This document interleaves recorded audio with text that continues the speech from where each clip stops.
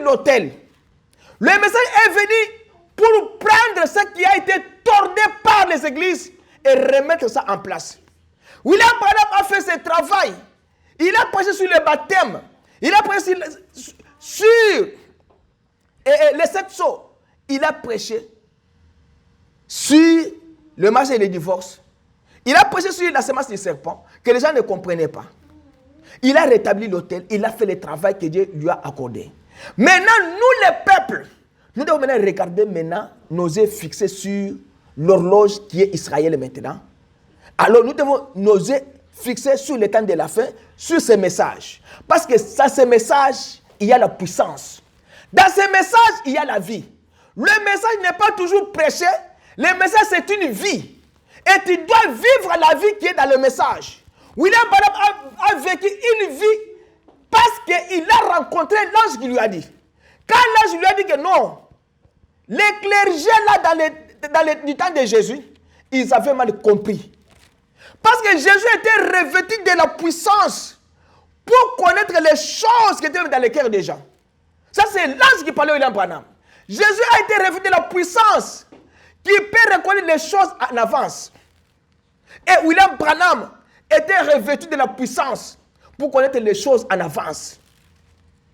C'était un homme comme toi et moi, comme Jésus était un homme comme toi et moi. Mais quand il entrait dans la dimension spirituelle, il n'est pas un homme comme toi et moi.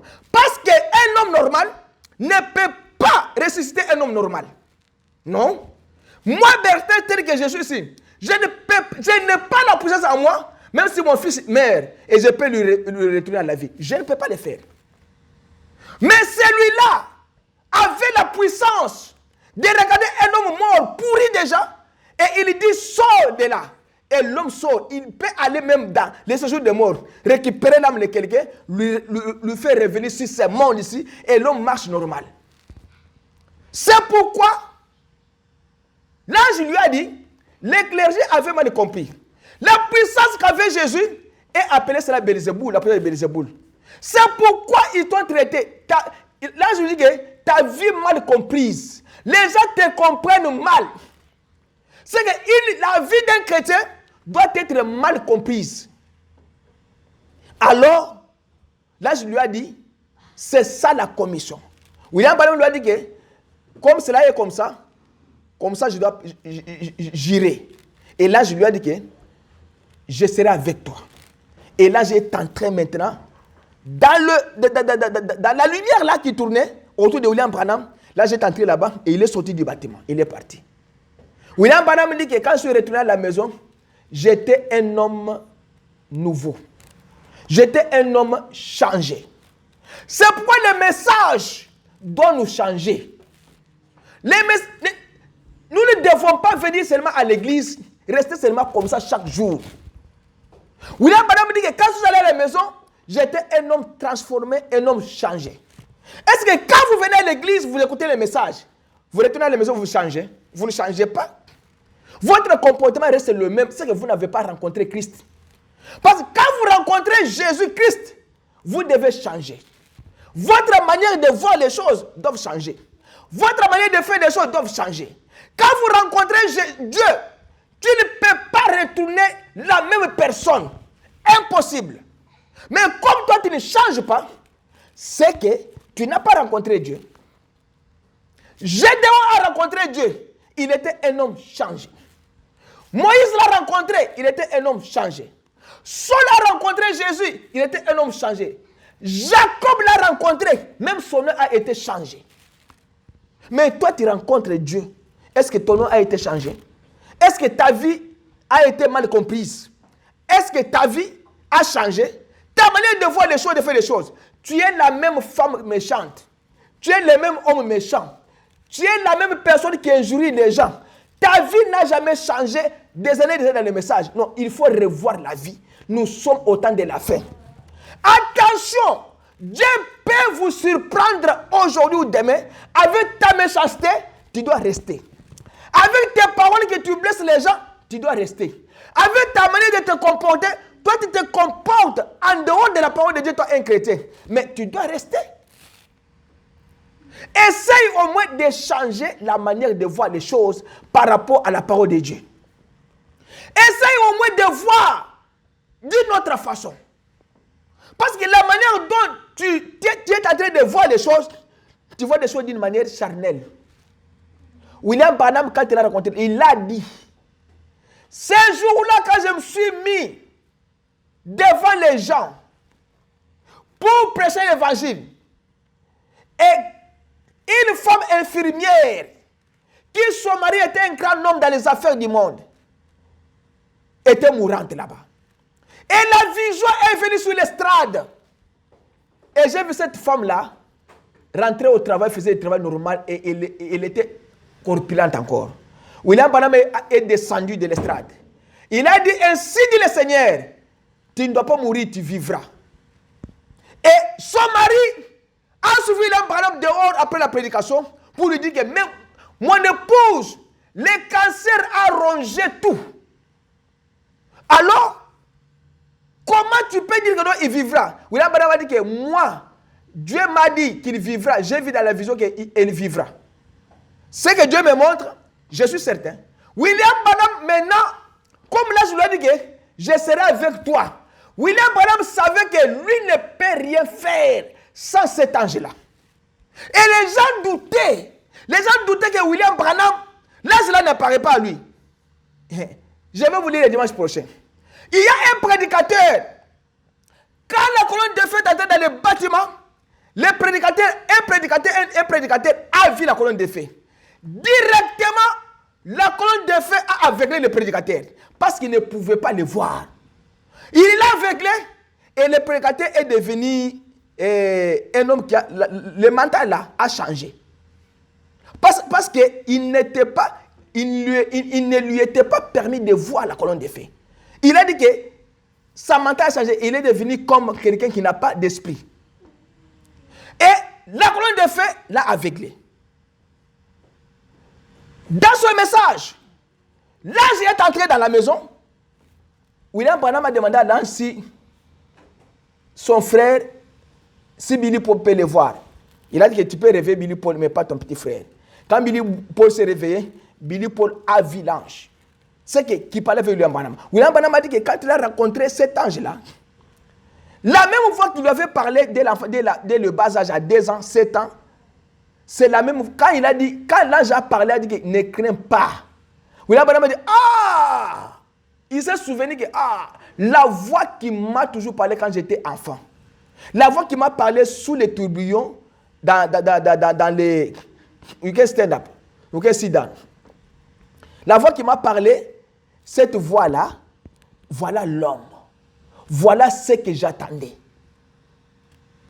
Et l'ange était devant William Branham, il lui parlait. Il lui cite même les maladies. Il dit même le cancer ne doit pas résister à ta prière. Une conversation claire. Tiens-les un signe. Et William Branham marchait comme ça. Les astronautes, les femmes là, et de mauvaise vie, les astronautes et les autres là. Et il voyait, les femmes là, elles voyaient la lumière qui suivait William Branham. Et l'ange là, quand il a vu,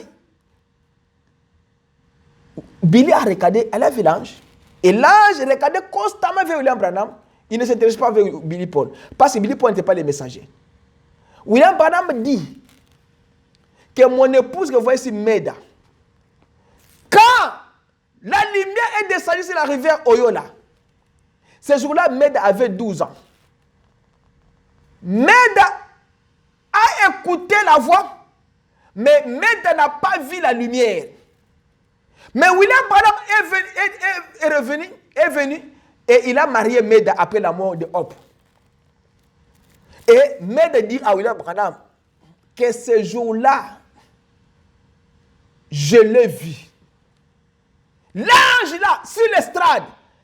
Quand William Branham dit que j'attends maintenant l'ange, et Meda a vu cet ange venir sur l'estrade. Il fallait qu'il y ait des témoins pour voir, vous témoigner que non. Ici, William Branham, ce n'est pas seulement ce qu'il dit, mais nous voyons maintenant clair que cet homme, il y a quelqu'un qui lui parle. Quelqu'un qui lui parle m'aide à vie.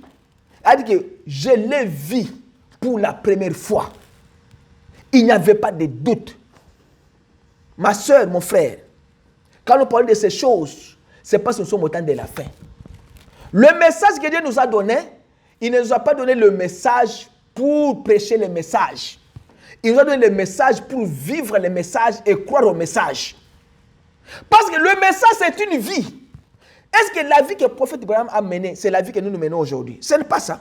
Même dans nos maisons. William Branham a dit que même les femmes, les sœurs, les femmes qui partent à l'église, William Branham dit que aimer votre mari, c'est un vœu.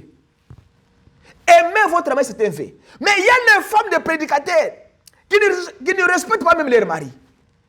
Il y a des chrétiennes qui viennent à l'église et là tordissent son mari à la maison. Il y a des sœurs qui viennent à l'église, mais elles injurient les gens. Est-ce que ça, c'est le message? Ça, ce n'est pas le message. Il y a des frères qui boivent, qui engrossent les femmes, qui ne se marient pas. Un frère qui a déjà 3 enfants, 4 enfants, 5 enfants, mais qui n'est pas marié et il continue à aller à l'église. C'est parce qu'il n'a pas rencontré Dieu dans sa vie. Il doit revoir sa vie. Il doit rencontrer Dieu. Parce qu'un frère ne peut pas continuer dans l'impudicité et être un chrétien dans l'église. Ça ne marche pas. Il doit revoir sa vie. Une sœur ne peut pas mettre au monde 2 enfants, 3 enfants, avec 3 hommes différents, et elle dit que je suis une sœur en Christ. Non. Du temps de Noé, ces choses existaient. Jésus a rappelé les gens encore, du temps, souvenez-vous, des 2 filles de Lot. Du temps de Lot. Ils sont sortis 4, mais 3 ont été sauvés. Du temps de Noé, il y en avait beaucoup. 8 ont été sauvés. Dans ce temps ici, combien seront sauvés? Je dois vous lire ça le dimanche prochain. Combien seront sauvés le temps de la fin? Ça, c'est ce qu'on appelle l'avertissement pour le temps de la fin ou les promesses infaillibles de Dieu. Ça ne suivra pas. Nous devons revoir notre vie. Nous devons revoir ce que nous faisons, c'est quoi dans la vie. On ne peut pas continuer à toujours être à la maison. On ne peut pas continuer toujours à prier de la manière dont nous prions. On doit changer la façon de prier. On doit changer la façon de croyance. Si on ne savait pas qu'est-ce que le message, vous devez savoir, mais le message, c'est une lumière. Le message, c'est la parole de Dieu. Cette bonne nouvelle sera prêchée partout dans le monde, alors viendra la fin. Ce message sera prêché même dans des villages, alors viendra la fin. Qu'est-ce que nous faisons avec le message? Jésus a dit qu'au temps de la fin, les gens vont se tourner vers les fables. L'amour du plus grand nombre se refroidira. Les gens vont abandonner l'amour du Christ. Les gens vont s'intéresser à des choses. Aujourd'hui, nous avons des pasteurs qui ont des fétiches. Un pasteur qui a des bagues de magie dans l'église, dans les doigts. Je ne sais pas, ces bagues de mariage, c'est les bagues de mariage ou bien les bagues de magie. Parce qu'un homme qui est marié doit avoir une seule bague. Il ne peut pas en avoir 2. Le pasteur qui a les bijoux, beaucoup de bijoux. Il fait quoi avec ces bijoux-là? C'est pourquoi ils se sont détournés de la voie de Dieu. Ils disent qu'ils sont des chrétiens, mais ils ne sont pas des chrétiens. Mais nous, les chrétiens, dans le message de William Branham, du Dieu vivant, qu'il nous a donné, nous devons croire ces choses. Et ces choses sont certaines. Que Dieu nous a donné un prophète, William Marion Branham, pour prêcher le message, préparer le peuple pour l'enlèvement. Il a dit, de même que Jean-Baptiste était venu pour préparer la première venue du Christ, ton message précédera, préparera le peuple pour la seconde venue. La Bible dit, quand ce message, dans ce message, c'est le message du temps de la fin. Il n'y aura pas un autre message, il n'y aura pas un autre âge. L'âge de la Odyssée, un seul messager, un seul message. Alors viendra la fin. Tirons beaucoup d'attention. C'est ce que nous faisons. Israël est chez lui là-bas.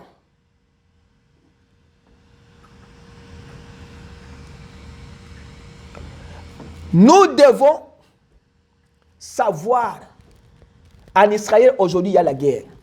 J'ai vu un film là-bas, qu'on a bombardé les mosquées, beaucoup de gens sont morts. C'est un signe. Je vois la femme qui s'élève pour être président des États-Unis. C'est un signe. Ça s'est déjà accompli. Tout ce que William Branham a dit, cela s'est déjà accompli. Veillons sur nos âmes. Veillons sur ce que nous faisons. Soyons des vrais chrétiens. Changeons la manière de prier, la manière de faire les choses. Laissons la haine. Nous sommes sortis ici. Nous sommes allés là-bas faire notre église. Laissons ces choses. L'église ne sauve pas. William Branham me dit, quand Satan descend dans une église, il cherche les membres. Quand Dieu vient, Dieu cherche ses siens. William Branham me dit quelque part, quand Satan vient dans une église, il compte les membres. Nous sommes autant. Quand Dieu vient, il pèse. Est-ce que quand vous serez pesé par Dieu, vous allez répondre au poids convenable au message, au poids convenable à la parole de Dieu? Vous avez dit, je ne parle pas à l'église, c'est bien. Êtes-vous chrétien? Oui, je suis chrétien. Tu as le Saint-Esprit, j'ai le Saint-Esprit. Mais la vie que vous menez ne se confond pas avec la vie du Saint-Esprit. Vous n'avez pas même la vie de prière. Tu ne veux pas même aller à l'église. Tu ne veux pas, il ne faut pas déranger. Tu ne veux pas aller à l'église. Tu ne veux pas écouter même une prédication. Tu pars à l'église là-bas parce qu'il y a les gens qui sont sortis de ici, ils sont allés là-bas faire une église. L'église ne sauve pas. Soyez seulement un bon chrétien et sois sûr que tu es rempli du Saint-Esprit. C'est ça ce qui va vous sauver. Sois sûr que ce que tu fais, c'est dans la Bible. Si le Saint-Esprit est là, alors il doit entrer en toi. Parce que la Bible dit que moi et le Père, nous viendrons et nous ferons notre demeure en toi. Jean 14 a parlé du consolateur. Sois sûr que le Saint-Esprit est là pour te conduire jusqu'à la fin. Si vous n'avez pas le Saint-Esprit, c'est pourquoi vous ballottez des églises à des églises, de l'église à des églises. Aujourd'hui, tu es ici. Non, celui-ci ne prêche pas bien. Tu es là-bas, celui-là ne prêche pas bien. Aujourd'hui, tu es dans une autre église. Et tu es devenu maintenant un chauve-souris, frère chauve-souris, sœur chauve-souris. La haine, laissons la haine. Aimons-nous les uns les autres. Aimons les messages. Aimons la parole de Dieu. Ne parlons pas contre nos frères qui ne prient pas avec nous. Ne les critiquons pas. Sinon, vous allez rester, nous sommes au temps de la fin. Au temps de la fin, il n'y a pas d'excuse. Le dernier âge, quand cela a sonné, c'était déjà fini, c'était déjà mis en marche. Ne nous disputons pas la chair. Ne nous disputons pas des postes à l'église. Ne cherchons pas à être des pasteurs, des prédicateurs. Mais cherchons à être seulement un bon chrétien, véritable chrétien, rempli du Saint-Esprit. Et vous dites, cette église ne progresse pas. Mais toi-même, tu ne progresses pas. Tu dis, cette église-là n'avance pas. C'est toi qui n'avances pas parce que tu ne connais pas les principes de la Bible. Tu dis que cet homme-là, le pasteur-là, n'a pas été appelé. Non, c'est toi qui ne connais pas ce que c'est l'appel. William Branham dit, on ne parraine pas le ministère. Mais ça dépend de la force du ministère. Dieu peut te donner beaucoup, ou peut te donner peu. On n'a pas le même ministère. Nous devons seulement regarder à l'ange, à la parole, à la lumière, à ce message. Nous devons seulement faire ce qui est la volonté de notre Père dans ce message. Beaucoup de pasteurs quittent le monde. C'est un message et un signe avertisseur que Dieu nous donne. Un feu rouge, signe clignotant de sa venue. Nous voyons toutes ces choses. Quand nous voyons que la route est barrée et il y a des flèches, et il y a des lights qui clignotent, nous savons que le train est prêt à venir là-bas. Si vous êtes dans un restaurant, vous devez laisser à manger. Si vous causez avec quelqu'un, vous devez laisser à causer. Vous devez prendre votre valise parce que le train doit arriver bientôt. Et si ce train part, et c'est déjà fini. C'est un fait clignotant, rouge clignotant, signe de sa venue. Il a donné le signe de sa venue ici. Il a dit, ça sera la fin. Quand vous voyez ceci, la famine, les tremblements, des guerres, l'amour qui refroidit. Quand vous voyez les figuiers, Israël, il nous a donné tout. Et tout ce que Dieu nous a donné, c'est déjà accompli. Croyez-vous qu'on va continuer comme ça? Non. Le monde s'arrêtera un jour. Mais où passeras-tu ton éternité? Les gens qui meurent, au nom de témoignage, il était mon pasteur. Il m'a fait ceci. Il a fait ceci. Il m'avait conseillé. Moi, c'est lui qui avait béni mon mariage. Tout ça, c'est bien. Lui a fait son travail, mais tu ne connais pas où il est parti. Parce que là, madame dit que l'état dans lequel l'homme meurt, c'est dans cet état-là que son esprit se présente devant Dieu. Tu es mort avec la Bible. Tu te présenteras devant Dieu dans cet état-là. Tu es mort en chantant. Ton esprit se présentait devant Dieu comme ça en chantant. Tu es mort alcoolique. Tu te présenteras devant Dieu ivrogne alcoolique. Tu as été abattu parce que tu as été trouvé en train de commettre l'adultère avec la femme d'autrui. Tu es mort. Ton esprit se présentera devant Dieu avec l'esprit d'adultère et tu seras condamné. C'est pourquoi veillez et priez. Veillez et priez pour que même si la mort vous rencontre un de ces jours, que tu sois un bon chrétien avec ta Bible. Que cette Bible ne s'éloigne pas de vous. Que cette Bible ne s'éloigne pas de vos bouches. Mourez avec la Bible. Priez avec la Bible. Lisez la Bible chaque jour. Que cette Bible soit votre ami. Ne faites pas ça. Que cette Bible ne soit pas votre ami. Et que cette Bible soit votre ami. Que cette Bible ne s'éloigne pas. Prenez cette Bible. Que ceci soit votre ami de tous les jours. Lisez-la. Aimez-la. Vous devez l'encadrer bien. Vous devez la protéger, cette Bible. Vous devez mettre votre tête sur la Bible. Vous devez mettre vos mains sur la Bible. Vous devez mettre votre famille dans la Bible. Vous devez mettre votre église dans la Bible. Vous devez mettre ton mari dans la Bible. Mettez tes enfants dans la Bible. Mettez ta chérie dans la Bible. Aimez cette Bible, c'est elle qui vous sauvera. L'Éternel a dit à Ésaïe, Ésaïe 3, toutes les filles des cieux-là qui marchent le cou tendu, avec des ordures, avec des aromates, avec des parfums, avec des talons élevés, avec des jupes courtes, toutes ces choses-là, je dois enlever ça. Elle coupe les cheveux. Moi, je dois leur couper les cheveux, ils seront des têtes chauves. Dieu n'aime pas la mondanité. La Bible ici condamne la mondanité. Cette Bible n'aime pas les critiques. Cette Bible n'aime pas les mensonges. Cette Bible n'aime pas l'adultère, la fornication. La Bible ne vous permet pas d'entrer dans le mariage de vierges. La Bible ne vous permet pas de marier la femme d'un homme qui est encore vivant.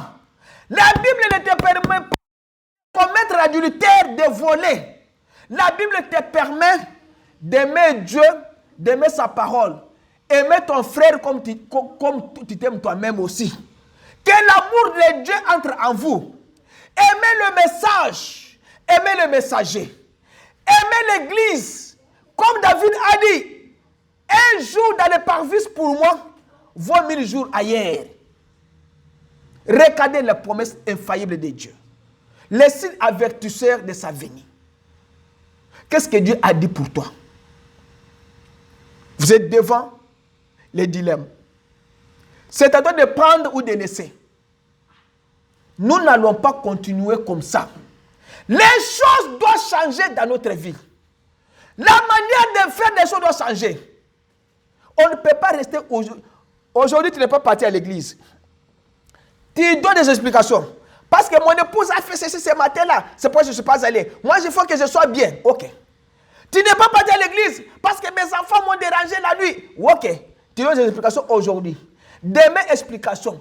L'autre jour, explication. Pourquoi? Parce que tu as été déjà possédé par un esprit de rétrograde. Tu n'aimes pas encore Dieu parce que le péché est entré. Comme le péché est entré, tu commences des échappatoires. L'homme qui fuit la face de l'Éternel parce qu'il a commis le péché.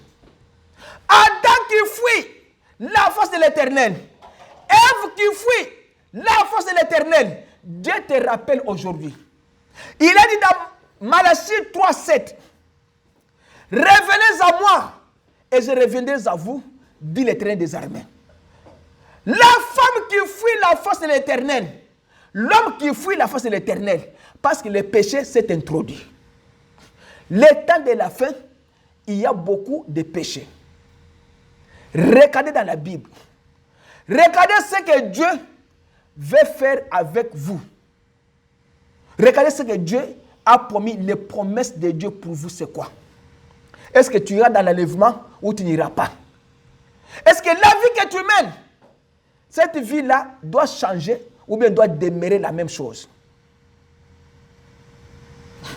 Nous devons lire la Bible. Il a dit, la grande trompette sonnera. Quand la trompette sonnera, les morts en Christ ressusciteront premièrement. Et nous, les vivants, nous serons par la suite suivre. William Branham dit que les morts ont été privilégiés par rapport aux vivants. Mais quand tu verras ton frère ressusciter, frère Berthe était mort, il est revenu à la vie. Est-ce que tu sais maintenant que non, dans une seconde, c'est ton tour d'aller ou bien de rester. C'est pourquoi tu dois veiller sur ta vie. Tu dois veiller beaucoup sur ta vie. Quand ton frère ressuscitera, tu verras ton pasteur ressusciter. Tu sais maintenant que non, les choses sérieuses ont commencé. Et ça sera trop tard. William Branham dit que la désillusion au temps de la fin. C'est que ce n'est pas l'ivrogne, ce n'est pas les fumeurs de chanvre, ce n'est pas les brigands, ce ne sont pas ces gens-là qui vont regretter leur vie. Ce sont des chrétiens qui ont des Bibles sous les épaules, qui vont regretter parce qu'ils vont rester. Ils ont connu la vérité, mais ils n'ont pas voulu faire ce qui est la vérité de la Bible. Regardons à Israël l'horloge de Dieu. Regardons à la 6e vision. William Branham a dit, pour terminer, dans la 7e vision, il a dit, quand je me suis retourné pour voir, j'ai regardé tous les territoires des États-Unis étaient en décombre, en fumée. Il y avait comme une explosion effroyable. C'est que la terre s'est explosée et c'était fini. Et William Branham ajoute pour dire, même Rome, la Russie va lancer une bombe, va détruire Rome dans une minute. Ce pays est sous la malédiction. Regardons à Christ. C'est à lui où il y a notre espoir. C'est à Christ où il y a notre vie, dernier espoir. Parce que l'espoir de l'humanité repose sur Jésus-Christ. Son retour. Le retour de Jésus, c'est l'espoir des chrétiens. Tu iras ou tu n'iras pas. Qui montera et qui restera? C'est lui qui montera. et celui qui restera. Tous les deux savent pourquoi il est monté, pourquoi il est resté. Parce que Jésus a dit que des femmes qui vont moudre au moulin, l'une sera prise, l'autre laissée. Deux personnes au champ, l'une prise, l'autre laissée. Maintenant, c'est à toi de savoir si réellement tu monteras ou tu ne monteras pas. Les signes avertisseurs du temps de la fin et les promesses infaillibles de Dieu. Regardons à Jésus. Servons Jésus même pour les peu de minutes qui nous restent. Il est minuit moins 1. Attention, attention, attention. Veillez sur votre vie. Veillez sur la manière dont tu contrôles ta vie par rapport à Christ. Prenez votre parole. Prenez votre vie. Vous devez mirer ça avec la parole. Prenez le miroir de Dieu, qui est la parole. Mirez ça avec votre vie pour voir si c'est votre vie match avec la parole de Dieu. Si votre vie ne matche pas avec la parole de Dieu, tu dois revoir ta vie. Parce que la vie que vous avez, c'est une seule fois. Un prédicateur a dit hier quelque chose. Il a dit pourquoi l'homme meurt ne revient pas à la vie. Ça c'est Job 14. Pourquoi l'arbre tu coupes, l'arbre revient à la vie. Et pourquoi l'homme meurt et l'homme ne revient pas à la vie. Parce que l'arbre n'a pas péché, mais l'homme a péché, c'est pourquoi l'homme ne peut pas revenir à la vie. Mais il y avait un moyen que Dieu avait effrayé par la rédemption. Il fallait qu'un rédempteur vienne pour maintenant prendre la vie humaine. La vie mortelle est transformée en une vie immortelle. Et ce rédempteur, quand il est venu, il a crié à la croix, Père, tout est accompli. C'est pourquoi Job a dit, même si les vers détruisent ce corps de ma chair, je verrai mon rédempteur. Amen. Parce qu'il sait que celui-là ne meurt pas. Il vit au siècle des siècles. C'est pourquoi il est venu pour te donner la vie. Il est venu pour changer ta vie mortelle à une vie immortelle. Sinon, tu devais mourir pour toujours. Mais l'homme, né de la femme, n'est que la poussière. Dieu a limité la vie de l'homme. Mais comme le Rédempteur est venu, il lui a redonné la vie de l'autre côté, la vie qu'on appelle la vie éternelle. Et William Branham dit que la vie éternelle, c'est vivre pour les autres. Aimer ton frère. Pour aller là-bas, lui a vu l'amour qui est entré. Pourquoi la haine? Pourquoi les divisions dans des églises? Pourquoi leadership? Pourquoi être toujours pasteur? Pourquoi avoir beaucoup de gens dans l'église?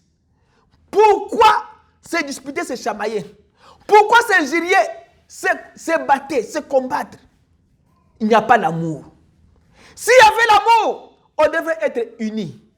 Il a dit, je connaîtrai que vous êtes mes disciples si vous allez vous aimer les uns les autres. Mais nous n'avons pas l'amour. Christ vient bientôt. Préparons notre vie pour sa venue. Préparons notre vie pour sa venue. Quand la venue du Seigneur est proche, nous sommes au temps de la fin. Quand il viendra, il t'appellera par ton nom. Il ne doit pas appeler Jean. Il se trompe que c'est Robert. Non. Il doit appeler Jean par son nom. Il doit appeler Robert par son nom. Il doit appeler Isaac, Rebecca par son nom. Il doit appeler chacun de nous par son nom parce qu'il a dit que le nom de la personne est collé à